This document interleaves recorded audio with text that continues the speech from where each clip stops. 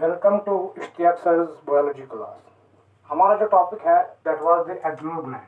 ठीक, adrenal gland का जो इंटरनल स्ट्रक्चर है उसको हमने डिवाइड किया था into two regions. One was, let us suppose this is the adrenal gland, this is adrenal gland, this is the outer region and this is the inner reason.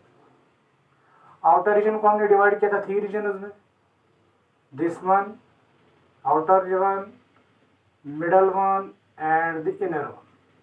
ठीक, outer one is known as zona glomerulosa. Second region,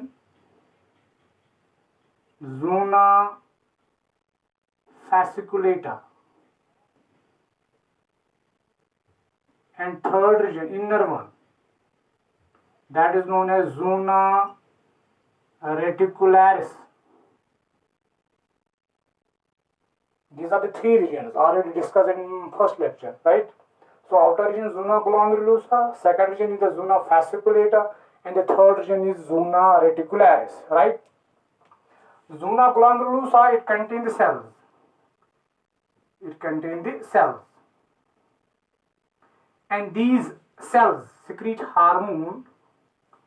These cells secrete hormone, and these hormones are collectively known as, these hormones which are secreted by the cells of the glomerulosa and the cells of the glomerulus are collectively known as mineralocorticoids. I will repeat, zona glomerulosa की जो cells हैं, यहाँ पे जो cells होती हैं ये secrete करते हैं हार्मोन्स को, उन हार्मोन्स को हम कलेक्टिवली मिनरलोकॉर्टिकॉइड्स कहते हैं। ठीक, सेकंड, ज़ोना फैसिकुलेटा में भी सेल्स होंगी और वो बंडल्स में होती है। फैसिकुली मीन्स बंडल, दैट इज इसका नाम जो है ज़ोना फैसिकुलेटा है, क्योंकि यहाँ पे जो सेल्स होती है वो बंडल्स में होती है। These are present in bundles. ठीक, इसलिए इसका नाम पड़ा ज़ोना फैसिकुलेटा। एंड ये जो सेल्स हैं ये सिक्रीट करते हैं हार्मोन्स को, इन हार्मोन्स को हम कलेक्टिवली नाम देते हैं ग्लूकोकॉर्टिकॉइड्स। ग्लूकोकॉर्टिकॉइड्स। ठीक, इसी तरह ये जो ज़ोना रेटिकुलरिस इसमें भी सेल्स होंगी, वो प्रेजेंट होती है इन नेटवर्क लाइक स्ट्रक्चर, इसलिए इसका नाम पड़ा रेटिकुलरिस। यहाँ पे जो सेल्स होती है वो नेटवर्क लाइक स्ट्रक्चर बनाती है। ठीक, यहाँ पे जो सेल्स होती है वो क्या बनाती है? Network like structure, network like structure, इसलिए इसका नाम पड़ा है ज़ोना रेटिकुलरिस। ठीक, एंड दिस ज़ोना रेटिकुलरिस की जो सेल्स होती हैं ये भी हार्मोन्स को सिक्रीट करते हैं, and they are collectively known as sex corticoids. Sex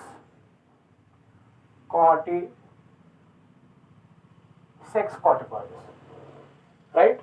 So mineralocorticoids are secreted by the cells of the zona glomerulosa, and the cells of the zona fasciculata secrete the hormones that are collectively known as the glucocorticoids, and the cells of the zona reticularis secrete the hormones that are collectively known as the sex corticoids, right?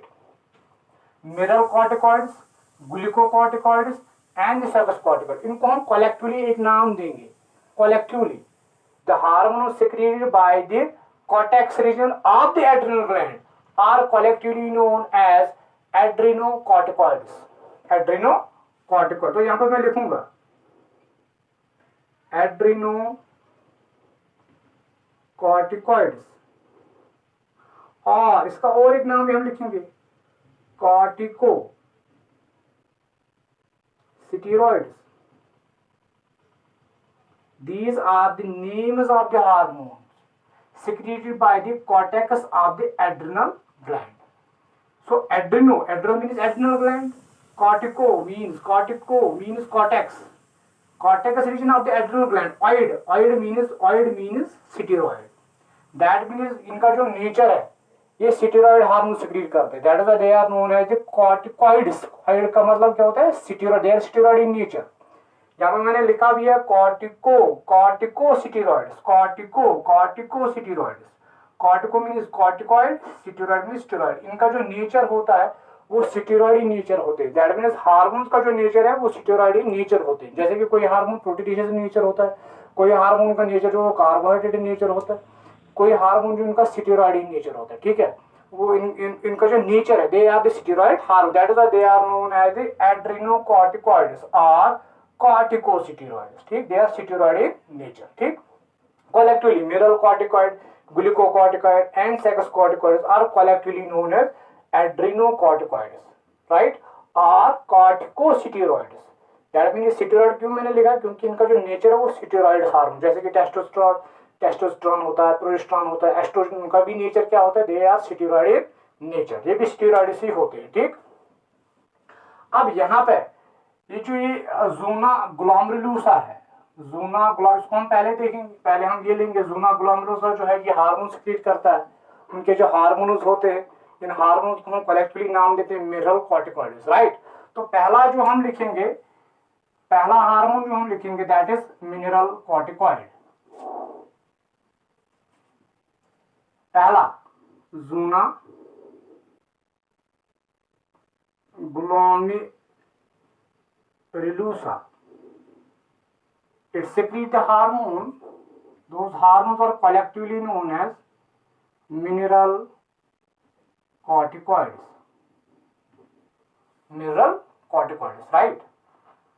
अब mineral corticoid क्यों कहते हैं, क्योंकि ये hormone जो है mineral की concentration को आपके ब्लड में बराबर रखते हैं। They regulate the concentration of minerals in our blood. जब भी मिनरल कंसेंट्रेशन जो है अप या डाउन होती है तो उनकी कंसेंट्रेशन को ये हार्मोन जो है बराबर रखते हैं, इसीलिए इन हार्मोन्स का हम नाम देते हैं कलेक्टिवली मिनरल कॉर्टिकॉइड। ठीक, इसकी एक एग्जांपल है, मिनरल कॉर्टिकॉइड की एग्जांपल जो है एक हार्मोन है that is known as aldosterone. एक हार्मोन मिनरल कॉर्टिकॉइड में जो एक हार्मोन जो है उसका नाम है एल्डोस्टेरोन। मिनरल कॉर्टिकॉइड की एक एग्जांपल एक हार्मोन है that is known as aldosterone. ये मिनरल की कंसंट्रेशन को हमारी ब्लड में क्या रखता है, बराबर रखता है। ठीक, इसका काम क्या है, एल्डोस्टेरोन का काम क्या है, एल्डोस्टेरोन रेगुलेट्स, इट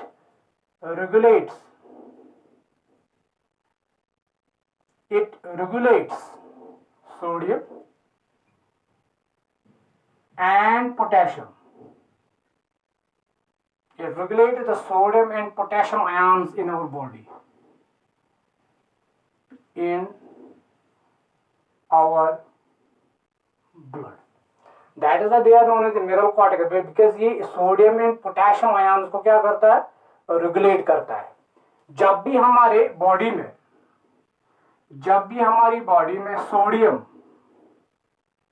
सोडियम की लेवल जो है डिक्रीज होती है, दो केस में बस बोलूंगा, एक सोडियम की लेवल जब डिक्रीज होती है एंड जब पोटेशियम की लेवल इंक्रीज होती है। आई विल रिपीट, ये हार्मोन एल्डोस्टेरोन जो है ये तब निकलता है जब हमारे ब्लड में सोडियम की लेवल डिक्रीज होती है एंड पोटेशियम की लेवल इंक्रीज होती है, तब जाके हमारे बॉडी के अंदर एक हार्मोन रिलीज होता है which is secreted by the cortex. Zona glomerulosa का जो रीजन है, वही रीजन जो है उसमें जो सेल्स होती है वो एक हार्मोन को सिक्रेट करती हैं, उस हार्मोन का नाम है एल्डोस्टेरोन। ठीक, वो हमारे ब्लड में सोडियम की लेवल को इंक्रीज करेगा up to normal and potassium की लेवल को क्या करेगा, डिक्रीज करेगा अप टू नॉर्मल। ठीक, I will repeat it again, ये जो सोडियम है अगर ये कम हुआ, अगर ये हमारे ब्लड में सोडियम की लेवल डिक्रीज होती है तब जाके क्या निकलेगा, एल्डोस्टेरोन। या हमारे ब्लड में पोटेशियम की लेवल क्या होती है, इंक्रीज, तब भी क्या निकलेगा, एल्डोस्टेरोन रिलीज होता है। ठीक, अब क्या करेगा, ये सोडियम की लेवल को क्या करता है, फिर ये सोडियम की लेवल को इंक्रीज करेगा। It increases the level of sodium in our blood by कैसे इंक्रीज करेगा, इंक्रीज करेगा, कैसे इंक्रीज करेगा, it increase the sodium in our blood by reabsorption, by means of reabsorption. ये रीएब्जॉर्प्शन कहां पे होती है, आपको पता ही होगा रीअब्जॉर्प्शन कहाँ पे होती है, इन द नेफ्रॉन। नेफ्रॉन के अंदर जो यूरिन के अंदर सोडियम होता है, लेट्स सपोज मैं यहाँ पे नेफ्रॉन बनाऊंगा, राइट, ये नेफ्रॉन है, दिस इज द नेफ्रॉन, यहाँ पे नेफ्रॉन में बनाऊंगा, this is the nephron, this is the nephron, this is the nephron, this is the nephron. यहाँ पे नेफ्रॉन के अंदर जब फिल्ट्रेशन होती है, ब्लड फिल्टर होता है, तो इस यूरिन के अंदर सोडियम भी प्रेजेंट होता है, सोडियम आयन भी प्रेजेंट होते हैं। तो यहाँ पे डीसीटी रीजन में, डिस्टल कॉन्जुगेटेड ट्यूब्यूल रीजन में, इन सोडियम आयन की क्या होती है, रीअब्जॉर्प्शन, वो वापस डीसीटी के सेल में चले जाते हैं और फिर वापस किसमें चले जाएंगे, पेरिट्यूबुलर कैपिलरीज में, जो इसके इर्द गिर्द जो कैपिलरीज होती है उस वापस जाएगा ब्लड में। फिर से मैं कहूंगा, जब भी यहाँ पे फिल्ट्रेशन होती है यहाँ पे, तो यूरिन के अंदर जो सोडियम होता है वो वापस रीअब्सॉर्ब होता है कहाँ पे, डीसीटी वाले रीजन में, इस वाले रीजन में, डिस्टल कॉन्जुगेटेड ट्यूब्यूल जो रीजन है, यहाँ पे सोडियम जो वापस जाता है किसमें, सेल्स में, और वापस जाएगा किससे, सेल्स से कहाँ जाएगा, फिर ब्लड कैप, जो इसके इर्द ब्लड कैपिलरीज होती है उसके अंदर वापस चला जाएगा। तो यहाँ पे जब रीअब्सॉर्प्शन होगी सोडियम आयन्स की, तो सोडियम आयन जो है उनकी कंसंट्रेशन ब्लड में क्या होगी, वापस इंक्रीज होगी। क्योंकि ये डिक्रीज हुई थी तो सोडियम की रीअब्सॉर्प्शन ज्यादा होती है, यूरिन के अंदर जो सोडियम होता है वो वापस रीअब्सॉर्ब किया जाता है और ब्लड में डाला जाता है। इस तरह से सोडियम की जो कंसंट्रेशन है वो ब्लड में बराबर होती है। ठीक, एक केस ये है। सेकंड केस, जब भी पोटेशियम की लेवल इंक्रीज होगी, इसको क्या करना है, डिक्रीज करना है, तो तब जाके भी एल्डोस्टेरोन रिलीज होता है, ये इसकी लेवल को डिक्रीज करता है, ये इसकी लेवल को डिक्रीज करता है। कैसे डिक्रीज करता है, by means of secretion, by secretion. यहां से क्या होती है, सिक्रीशन होती है। सोडियम क्या हुआ था, एब्जॉर्ब हुआ था, यहां से ब्लड से ही, ब्लड यहाँ पे जो कैपिलरीज होती है, यहां पे मैं बनाऊंगा फिर से, ये नेफ्रॉन है, this is the nephron, this is the nephron, this is the nephron, right. ये यहाँ पे कैपिलरीज होती है, यहाँ पे पेरिट्यूबुलर कैपिलरीज है, ठीक, यहाँ पे कैपिलरीज, ये कैपिलरीज में ब्लड होगा, ब्लड के अंदर पोटेशियम की लेवल जो है वो इंक्रीज हो गई है, ठीक। तो यहाँ पे पोटेशियम जो है वो सिक्रीट किया जाता है किसके अंदर, यूरिन के अंदर, सो दैट पोटेशियम की लेवल ब्लड के अंदर डिक्रीज हो।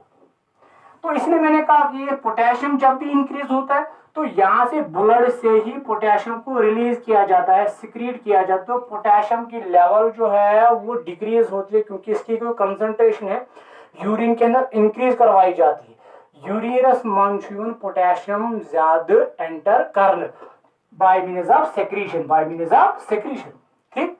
तो यहाँ से सोडियम को रिएब्सॉर्ब किया जाता है, ब्लड में वापस डाला जाता है ताकि सोडियम की लेवल इंक्रीज हो, और पोटेशियम की लेवल को डिक्रीज किया जाता है बाय मीन्स ऑफ सिक्रीशन। ये ब्लड से ही वापस रिलीज होता है किसके अंदर, यूरिन के अंदर। तो यूरिन से पोटेशियम जो है वो रिलीज होता है, इस तरह से पोटेशियम की लेवल जो है डिक्रीज होती है, ठीक। इसीलिए इस हार्मोन को हम क्या नाम देते हैं, मिनरल कॉर्टिकॉइड, क्योंकि मिनरल की कंसंट्रेशन को क्या रखता है, बराबर रखता है, रेगुलेट करता है। Thank you very much.